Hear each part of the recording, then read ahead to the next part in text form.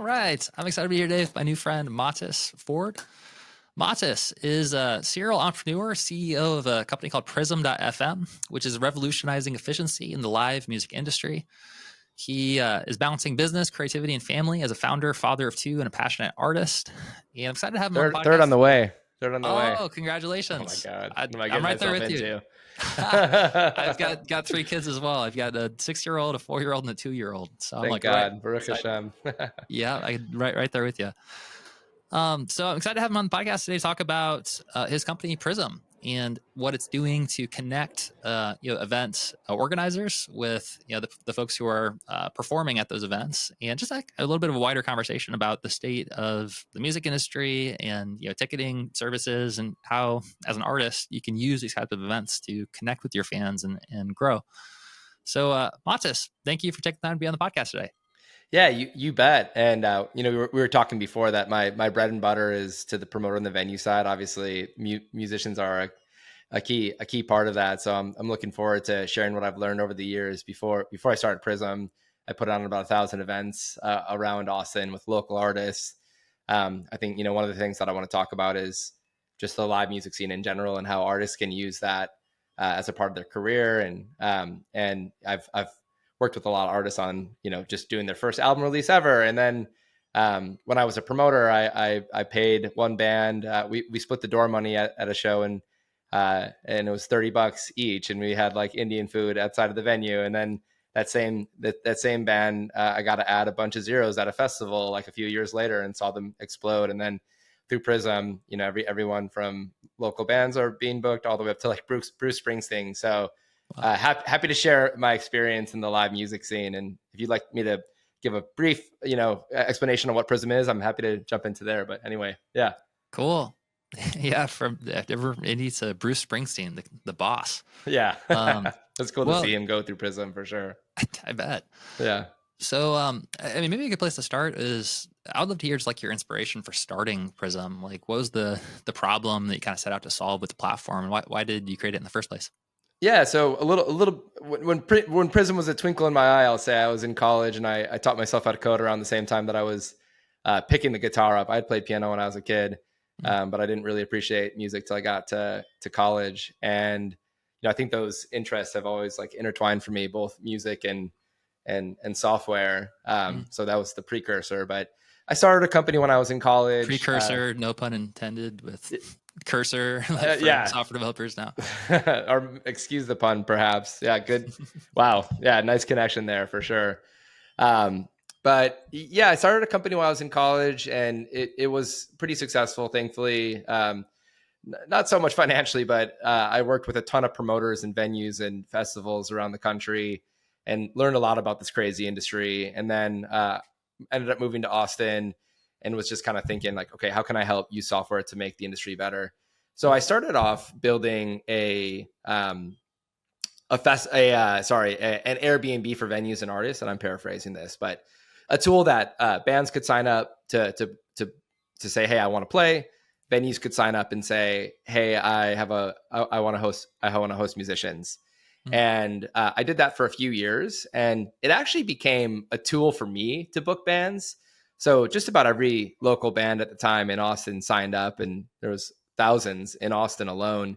And I'd put on about 1,000 events in and around Austin. And, there's a lot that I learned about the booking industry on like the kind of entry level, I will say. And I realized that it was a platform that the industry didn't necessarily need, but it helped me identify what would become Prism, which was more of like a professional booking tool for kind of when you graduate out of the local scene and you're moving into more kind of hard ticket venues. And the inspiration was I was putting on thousands of events, and my finances were all over the place. It was really hard to keep track of everything, generating offers for artists, settling my shows. I was doing all this in spreadsheets, and a lot of the professional venues that I had met were also doing that in spreadsheets. And they were also telling me, hey, like our venue isn't really hungry for a way to open the funnel for more and more local artists to knock on our door. But what we do need is a way to keep track of the chaos that we're experiencing. So that was the light bulb for Prism, to be short. Yeah, to Yeah, try to be as brief as possible. I could just keep going forever, but it's your podcast, so I'll make sure I'll let you guide me. This is great. No, I love hearing kind of how the seeds were planted for the platform, and now kind of moving into the current state of the music industry and the platform that you've built. You've worked with a lot of different artists, like including Bruce Springsteen. I'm curious to hear your perspective on like the what's the word I'm looking for? Like not the meme, like sort of the pulse of the time, like the cultural like moment that we're in. There's a specific word for it. It's I'm blanking on it right Oh, now. I can pick up what you're putting down. Yeah. Yeah, the zeitgeist. That's what I'm looking for. Yeah, the cultural zeitgeist as it relates to live events and artists, like booking shows. At the time of recording this, we're still in a little bit of like PTSD from like COVID times, which Yeah. obviously had a large impact on the event industry. But I'm curious to hear your perspective on like the zeitgeist of at the time of recording this, where we're at right now, as it relates to artists and booking these types of events, and specifically as it relates to like I don't know, like the ownership of the data for artists and like the ticketing companies. I was kind of struck by when we just launched a campaign for one of our artists that has over 690 million views on their YouTube channel, and I was helping them launch their campaign for their next live tour, and they told me that they don't actually have access to like know who's buying the tickets. And so like when we're setting up like their automations, I'm like, how can we like follow up with people if I don't know like who has like got a ticket or not yet? Like it has to be very like blanket and sort of like for everyone. Like that's wild. So yeah, that was a long-winded question, but I'm just curious to hear your perspective on where things are at right now and where you think things are headed. Yeah, I thank you for the question. There's definitely a lot there. I'll try and address it one at a time. First off, for the record, I have not personally booked Bruce Springsteen. Now we hand over the software to these wonderful promoters, and they're booking everyone from local bands to Bruce Springsteen. So I just so happened to see that someone used Prism to book Bruce Springsteen. But yes, we did make the software to make that possible. And yeah, it is a really interesting moment for live music, and I think a lot of musicians are asking themselves how live music plays a role in their career. And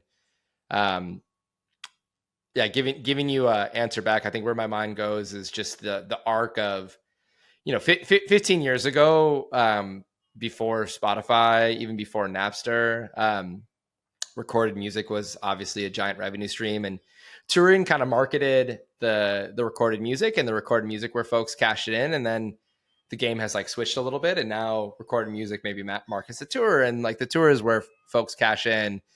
And I think you throw social media into that vat now, and there's like questions of like, oh hey, can I blow up on social media? And then that leads to a tour immediately. And I'm talking to a lot of promoters about these concepts, that they're finding artists that have giant social media followings, and sometimes it leads to a sold out show, and other times it doesn't. So I think in terms of artists, when they're deciding how live is going to play into their career, I think that's like the ultimate question, right? Is this something that's driving people to your recorded music, and you're trying to make money off of that?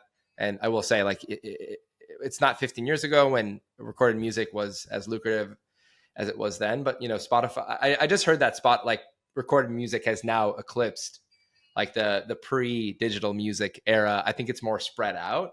And as we all know, there's like pennies given for millions of play on Spotify. But really understanding like why are you playing live? Like, is this the end result to cash in, or is the end goal to build your online following, and then you're gonna be essentially an influencer online. And I think social is a really important part of that, and promoters are, again, they're looking out for bands that are blowing up on social media, and that could definitely be impetus for a club to take a risk on you. But it can't carry you forever. So it's kind of a confusing era. Like, long story short, social media is wildly powerful for live events. A huge social media following does not guarantee that. Like, I think I don't have the vision to say what when an artist really, when you're Chapel Roan and you have an amazing online following, and then you can actually like, sell out massive amounts of shows versus someone who kind of has a blimp on TikTok and it doesn't lead to real sales. And to your point, being conscious of under like making a deal with the promoter that you get access to the ticket buyers, I think is absolutely essential. And you need to continue to take responsibility into your own hands to build your following. And you can ask the promoters to say, hey, like a part of me doing the show is I want access to the ticket buyers, or maybe you ask to control the ticketing link yourself.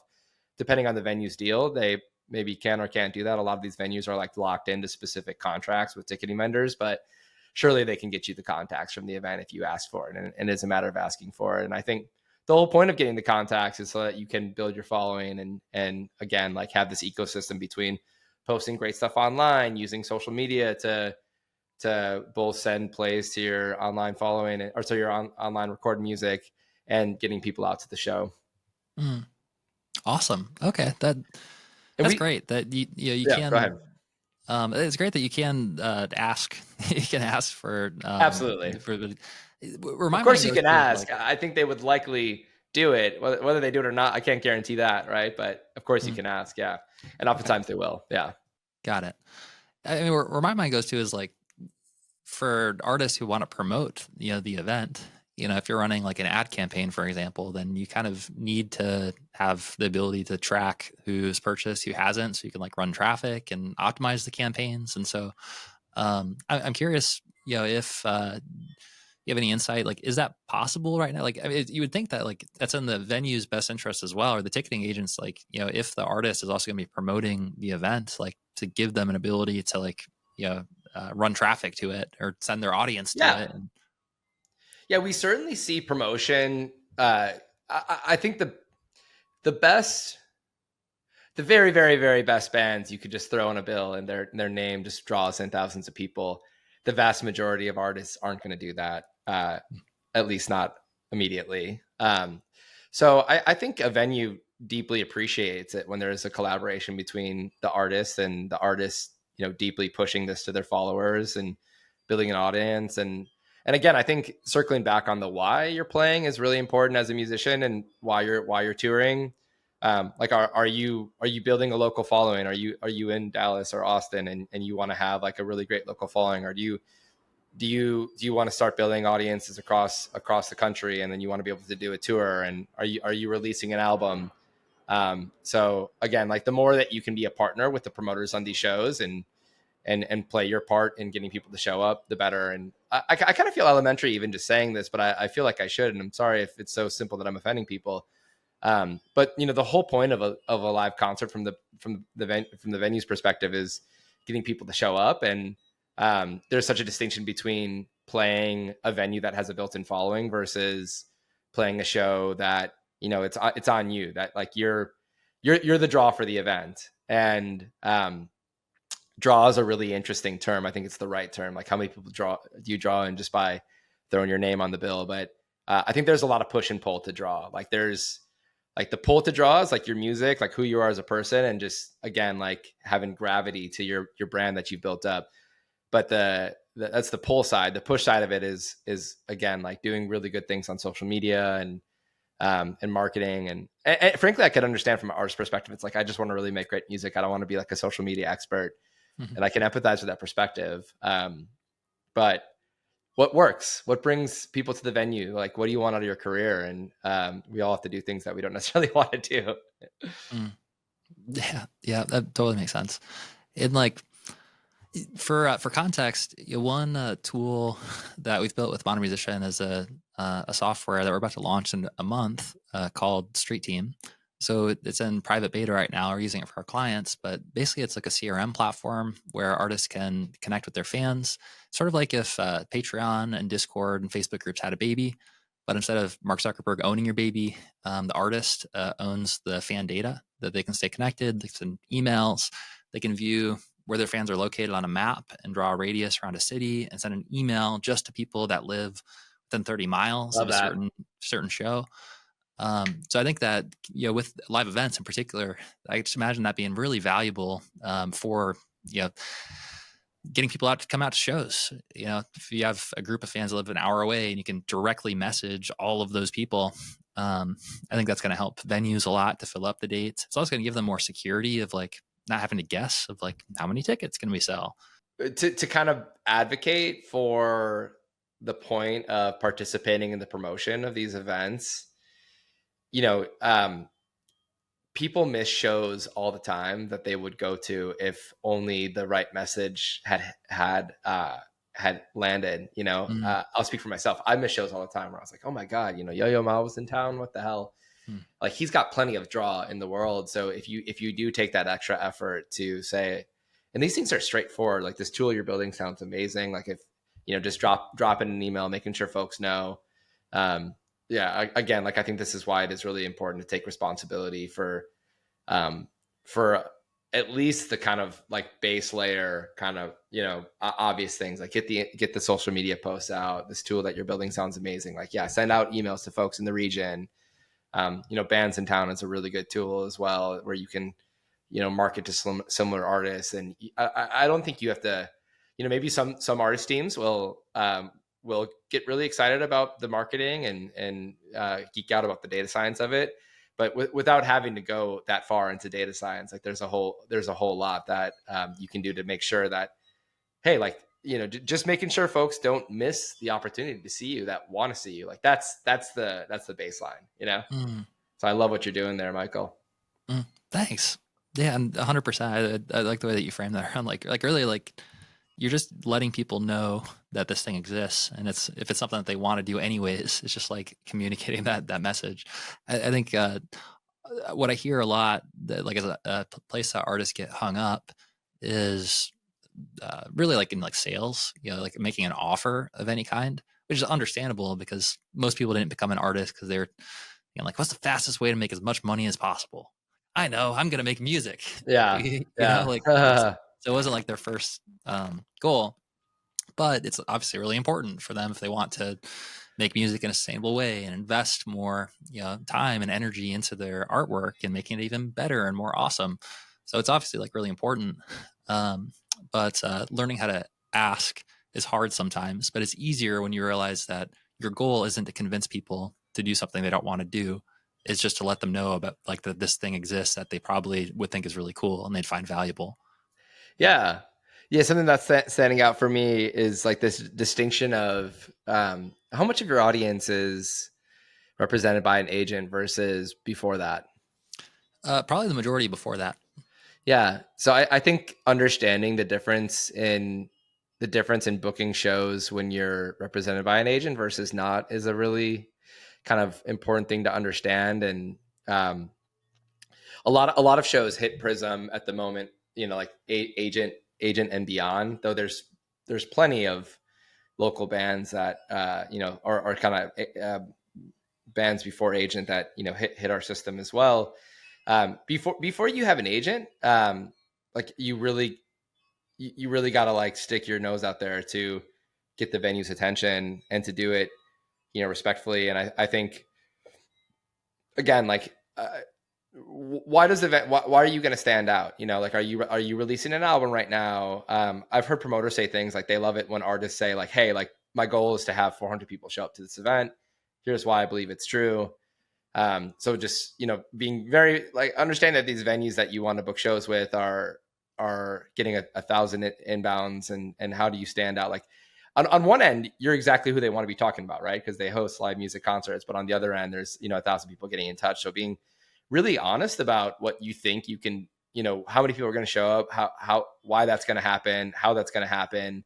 Like that's a way to stand out. And then, as you build up your following and evolve into getting an agent, if that's the route that you want to go, like that's the work that the agent moves on to doing. But there's the level of draw that you've developed, I guess, switches the polarity from the artist having to do the work to convince the venue that they want to play, to like having the venues like eventually like bid on you. I don't want to like, be offensive with that language there, like, oh, bidding, but yeah, the agents, the venues, but the polarity switches at some point where the venues or fight. There you go. A better word is like they're fighting over like getting the show for you, but before you hit that level, the polarity is the opposite. So like how do you how you know you're the one of many trying to get access to the venue. So how do you stand out is a really interesting question. Mm. Oh, that's so good. Yeah, I just like imagining an artist being able to pull open their map and saying like, look, like I have like 1,000 people Mm-hmm. within 30 miles. And also like, I'm going to filter by, these are all the people that have purchased tickets from me in the past. And so like, based on that, like, this is my, this is my community. This is who I think is, is going to come out. So imagine that being a really helpful tool to communicate with the people who are booking the shows, to be able to plan, and manage those events more accurately. Yeah, what all artists want is to reverse the polarity at some. I shouldn't say what all artists want, but like the trajectory of an artist's career is to one trajectory of an artist's career is to reverse the polarity and to be the person that folks want access to from a venue perspective. And the way to do that in live is quite simple: is to have a track record of an amazing amount of people showing up for your events. And however you solve that is up to you. Some people may just work on making that awesome track and that's it, and they don't waste their time on social. And or other people make that amazing track and they also pair that with really creative social media strategies. And then when they use Michael software when they're promoting their event. But it's an amazing asset. Like your track record of getting people to turn out to an event is the thing that eventually reverses that polarity and makes the game easier. Yeah, that totally makes sense. Okay, so let's like zoom out a little bit. Yeah. Go down a little bit of a different path, but it's also something I'd love to hear your perspective on. Doesn't feel like we're quite there yet, but there's been a lot of like development and things that it feels like we might be on the cusp of what Mark Zuckerberg refers to as like the metaverse.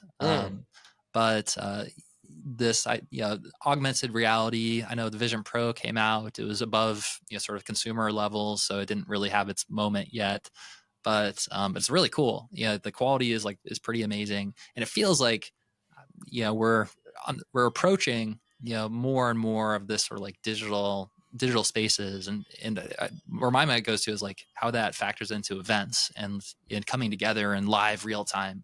Even like what we're doing right now, I feel like is an event of sorts, because we're here together in real time. We're like recording this like this is like an event, a different kind of event, but it's a digital event. We're like magically across the world, we're connecting in real time in a way that's like purely like magic. A few thousand years ago, they'd be like, what? Like, Yeah. You're like talking about someone else and like he's in that portal, like that little what? Oh yeah. So I'm curious to hear your perspective on where things are headed as it relates to events and like digital spaces.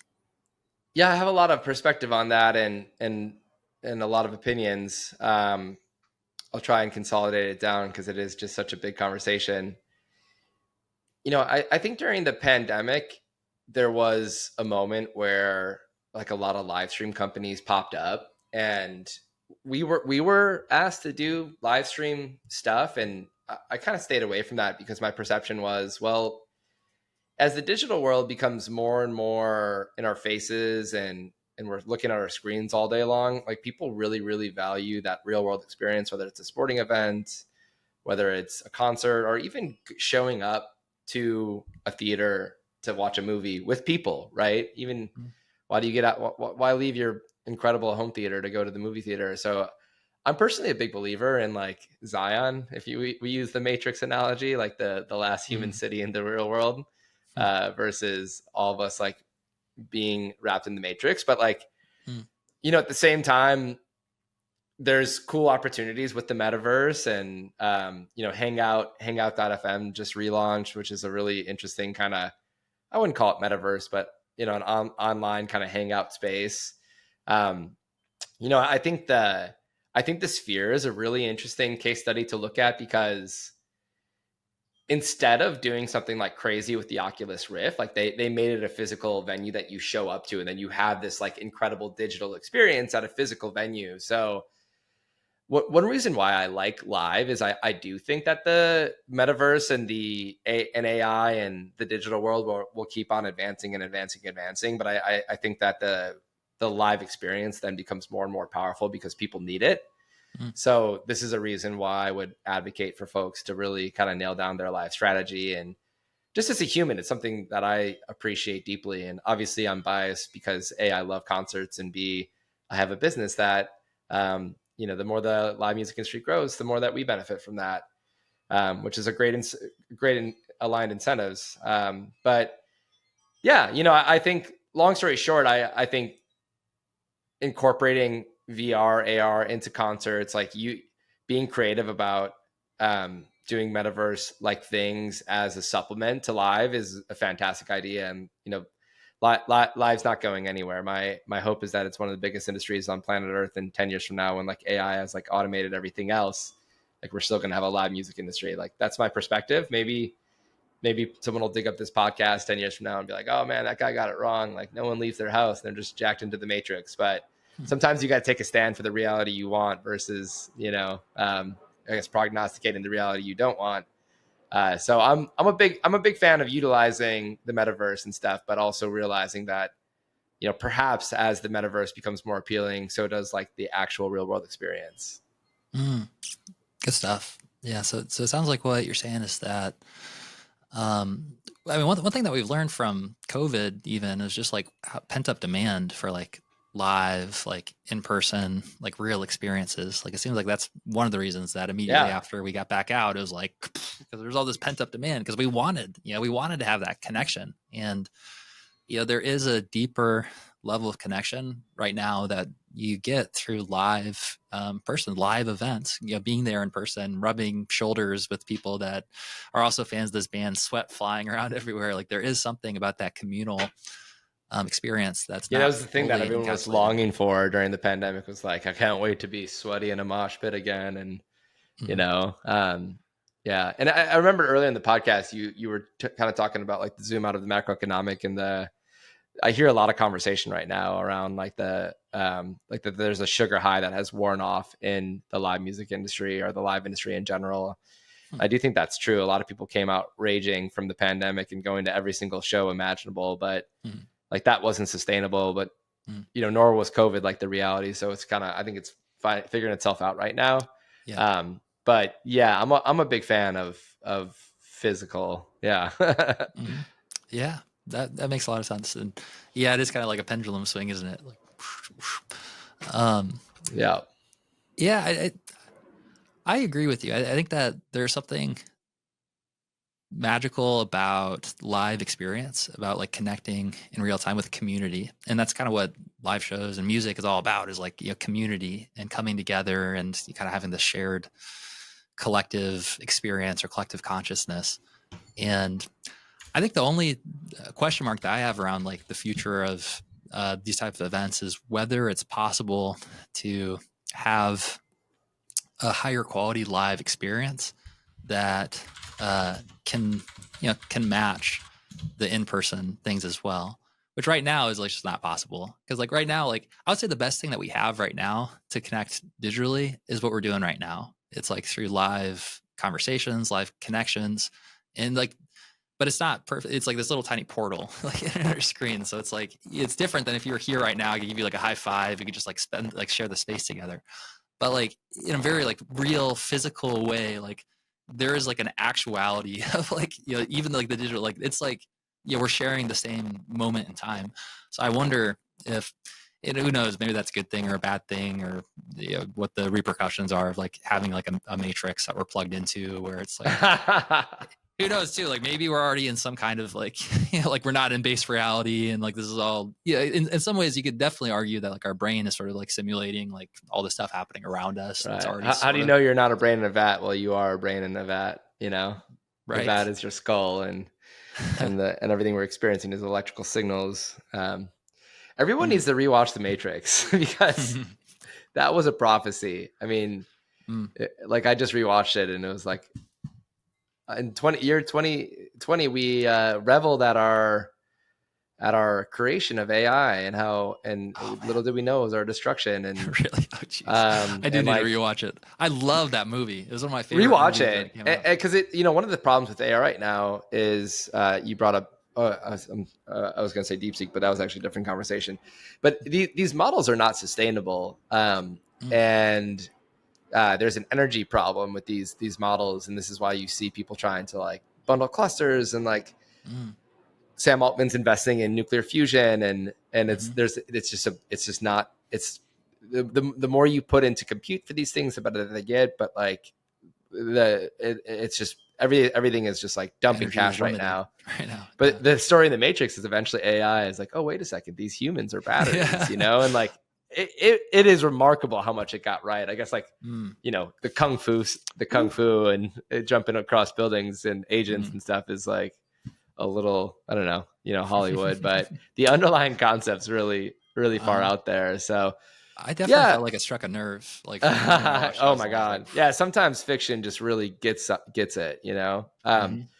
But yeah, to answer your question, I do think the digital experience is just going to keep better and better. And like, you know, we could have an Oculus Rift on and simulate being here, but it's, I guess I'm old school. I don't think that the full live is going to be replaced. And, you know, you're seeing a lot in like office culture, right? Like during the pandemic, everyone worked from home forever. Like all these skyscrapers are never going to be filled, but even companies are like, you know, actually like we like people hanging around the water cooler, and we like, you know, even all the drama that comes with having people in a physical space every day is like, turns out that it's worth it. And a lot of people are coming, the same pendulum is like swinging back. Frankly, it swing back much harder in live music than it did in the office setting. But I think the office setting is a canary in the coal mine a bit around, you know, our propensity as a society to like go full digital, right? There's a lot of advantages to remote work, and we support remote work at Prism, but we also have an in-person office. And if I could have everyone in the office, I would, no question, I would do it. It would be better for sure. That's not the world we live in, and I'm glad with the setup that we have and the tools that we have to make connection a little bit better. Not to mention, I get exhausted looking at high definition screens. So if the answer is more and more high definition screens, I think that's just more and more digital burnout, frankly. I don't know what these HD screens do to our minds, but it's not great over a long period of time. And then having the Oculus Rift on your face is like, it's like, here you're an arm's length away with my high definition monitor. But if I stare at this thing all day, it's going to be rough, let alone having it like right there. Elon's trying to put the chips in the brain, which I totally support, for like helping quadriplegics get access to mobility and stuff, and helping people see, which is just beautiful from the future. I interviewed Nolan Darbaugh on our podcast a few months ago. Oh my God, cool. How was that? It was very cool. Yeah, when he announced that he was open to doing interviews, my mind immediately went to like, what reason do I have to reach out to Nolan to get him on the Modern Musician podcast? Oh my God. We created the first song ever telepathically. So he used his Neuralink to create a song together using AI plus his Neuralink, and it was pretty cool. Oh my God, how awesome! Yeah, it's a beautiful thing. I'm not like brazenly like saying I don't like, you know, making a case against Neuralink, but yeah, again, like to help someone who is in an unfortunate position like Nolan, that's absolutely incredible. But for your to have the cell phone in your brain instead of like here, like this is already too much. I'm holding my hand up, you know, like these things are already too powerful. So yeah. I worry about that as a society and humanity. I think that's an absolutely fair concern to have, you know, for multiple reasons, right? It's like one is, I don't know, like the radioactive like waves, like it feels like like even the amount of like phones that we have next to our head is like maybe a little bit scary, but having it in your brain could be another level. Also, thought control, like when you start thinking about like who do you trust to like have this device in your brain is a big question.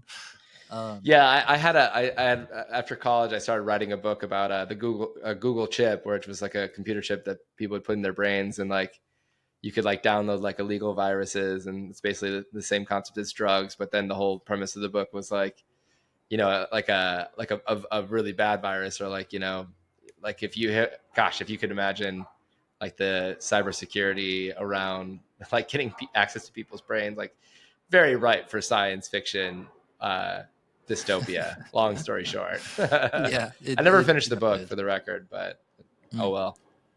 Mm. Yeah, it's wild. I mean, and it's like, I don't know, it's like transcending even just the science fiction. Like it's like happening, like it's happening right Yeah, now. And I think you're right that like there's very few people who would argue that the use case for it right now isn't like extremely good. You know, it's like it's yes, extremely good to in the impact, the life changing impact that it can make for folks who are getting one is like, oh my gosh, how amazing. yeah, And I think where it gets a bit more question marks and concerns around like using it for like everyday life and extending right. like the average human uh, mind to be able to interface directly with AI. And my mind goes to is like, Future gets weird. yeah, like we have language, right? Like language is sort of this like symbol that we've somehow like as humanity like figured out these like shared sounds that like I say this and then like it like triggers a part of your brain that Mhm. understands like your interpretation of what the sound is. That's like amazing, and it's probably why we have communities to the extent that we do, why we are able to trade, and that we have Mhm. conversations like this. But also it's like so flawed when you kind of look at language, and it's so easy to be misinterpreted, and often we'll say one thing but we don't really know what that means. And if you're trying to teach someone here's what an apple tastes like, but like they've never tasted an apple, then no words that you share are like gonna like give them that experience. Or I imagine with like a Neuralink, if we both had like this ability to like to telepathically communicate and actually translate like these ideas from abstractions into like actual like experiences, um it gets funky. Yeah. Yeah, the idea of communicating without language is hard for us to grasp, and who knows how that's possible or what or yeah. I mean, we think in language. It's a If sometimes I I could think in beam the language. I taste, guess. if I could beam the taste of an apple into your mind, I mean, that we're definitely getting Yeah. into like Matrix territory where it's like, and then it's just scary. Like, who has access to my mind? Like, I don't know if I want to, to be able to do Yeah, that. and how do you send the things that like language is a filter of the mind? Like I can think 1,000 things, but only say one thing. So Yeah, how do you do that with a Neuralink and yeah, not just have do we want the unfiltered kind of right, like right. teleportation of people's minds or not? Like it gets into Yeah, I thought crazy about that a lot realms. in terms of like, I feel like language is a pretty good um, corollary to it, because like we some people have really bad filters of their Yeah. language, and they'll say things like, and just like they have no filters, and some people are a lot more like guarded with it. And I'm guessing that if and when we have like this type of communication, that'll be kind of a similar thing where it's like the Yeah, I filter don't can still know. be there, but the intention behind how we share that. um Well, I think if is an important statement. mm, And I'm not calling you out or anything. I don't think you necessarily did this, but I hear a lot of people talking about like, when AI does this, when mm, Neuralink gets to there. And I would I would never bet against these, unbelievable prognostications with technology, but they haven't happened yet, and I think mm, Neuralink being in a couple paraplegics' minds and helping with accessing a computer is an unbelievable feat of engineering. But yeah, the idea of like everyday consumers having them and being able to communicate without language and even some of the things that Elon talks about, like about saving your state, and being able to return to different states. Like we don't know how much of this is actually possible yet, mm, and again, we don't know if we will solve the AI energy issues mm, either. We all assume that we will, but we don't know yet. Again, I'm not betting against any of these things for the record. mm.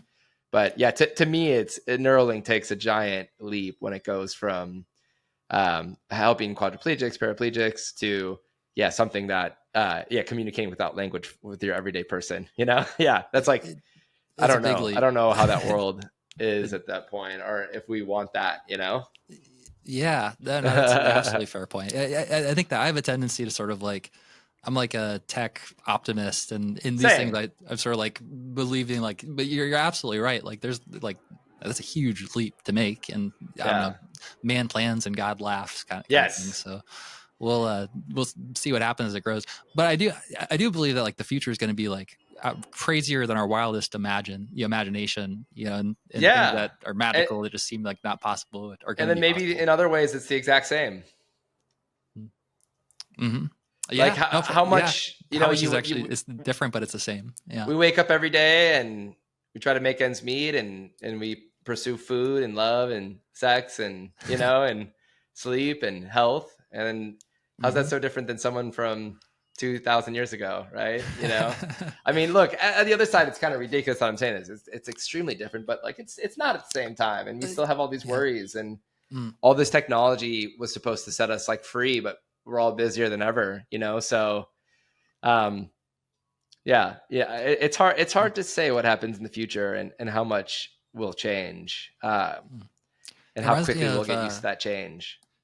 It reminds me of I know like our brain layers basically have like evolved over a long time, but like basically each layer that evolves is actually sort of like hacking the previous layer is like hacking like the newer layer to get what it wants, like its needs. Yeah. So we kind of have that primal security, like reptile brain that's like about sex and safety, and it's kind of like it's hacking the mammalian brain that's all about social limbic system and all that. Yeah. And then we've got the prefrontal cortex that's sort of abstracting and creating like future projections, but it's just being hacked by like our deeper drives. So very, very interesting. It is interesting. Yeah.